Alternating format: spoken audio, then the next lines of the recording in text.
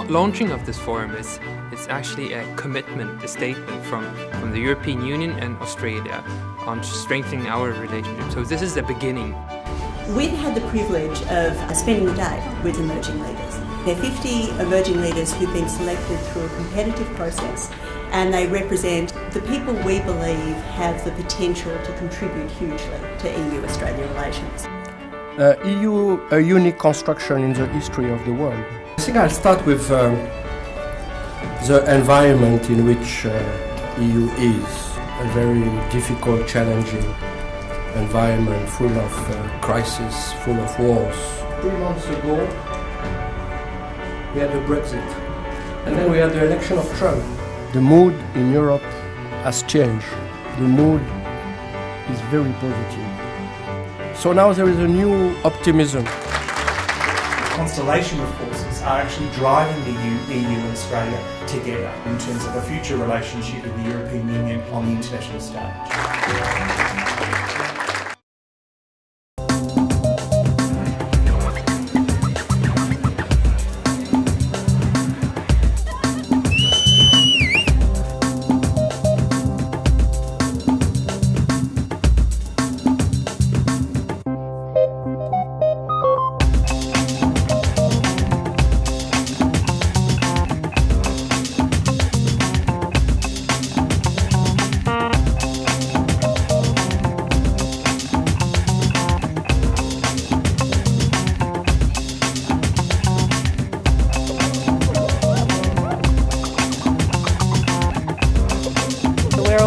Very used to working in our bubbles and silos in our particular industries and our particular disciplines. So it was really nice to meet with, a bunch of really passionate voices and advocates for, issues that we all have common interest in.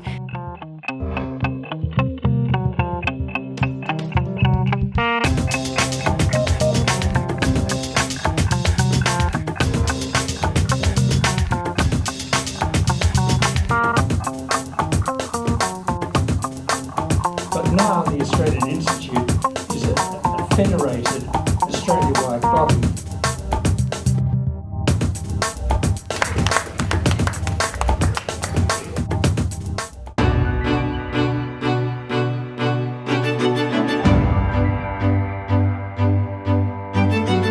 We are like-minded countries.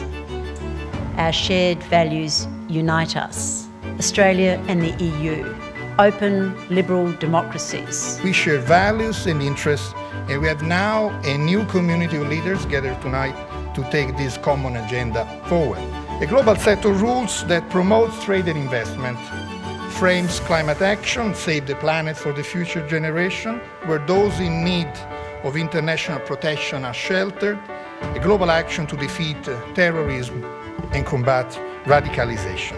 We are really, really excited about not only the opportunity to be able to strengthen those networks with all of those that are representing European nations, but also to celebrate the emerging leaders that we also are fostering.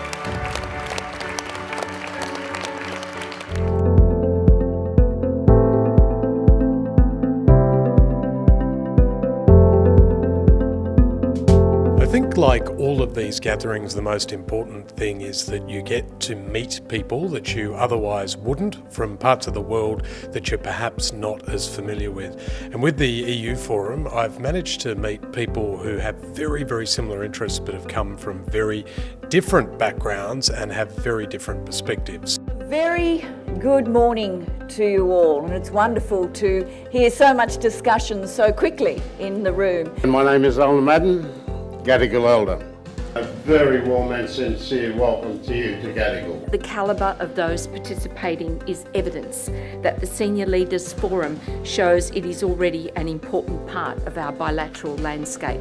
The synthesis is Europe and Australia can together work on very specific and very concrete areas of cooperation. And it's with great pleasure to be up here with Victor presenting on behalf of the emerging leaders.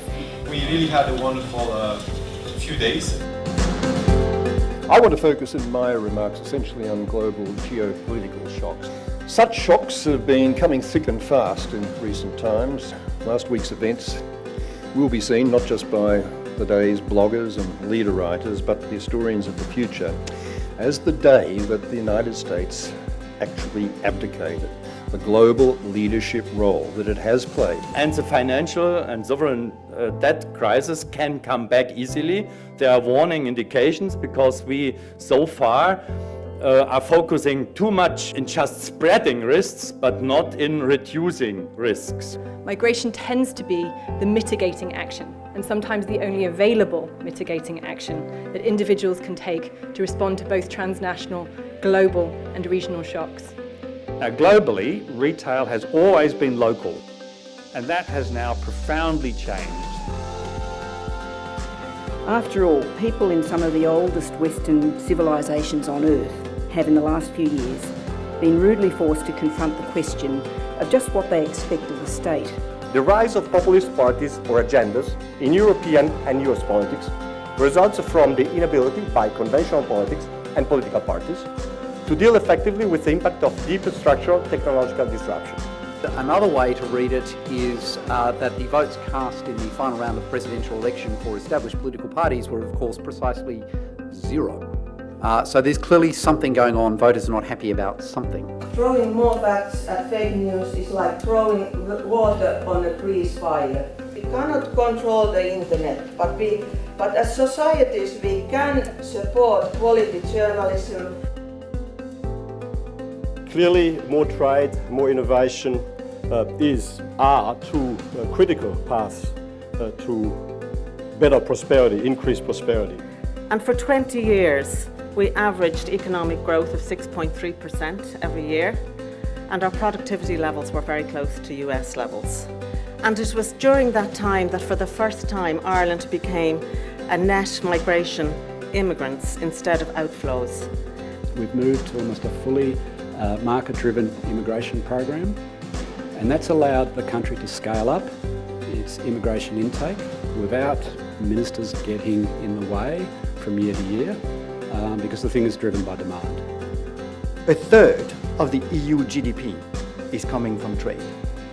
So the rest comes to trade with the rest of the world, which means that, in another word, every 1 billion of export by the EU is creating 14,000 jobs. One of the issues that is crucial to the future of the EU-Australia relationship really is coming up with a solid free trade agreement between Europe and Australia to strengthen the economic ties and the people-to-people relationships, to build upon what is already a great relationship in many respects when it comes to academic exchanges, the people exchanges. Australians love to visit Europe, and Europeans love to come to Australia, and I think that we can actually deepen these linkages. It's a network of very impressive and strong leaders contributing to the discussions of diverse backgrounds. You really see the need of having a multi-dimensional relation between the EU and Australia, not only a business-to-business, not only a state-to-state relation, but a people-to-people relation. And talking with the expert during this conference has been very fruitful for me in broadening my perspective and understanding of both the European context but also the Australian context.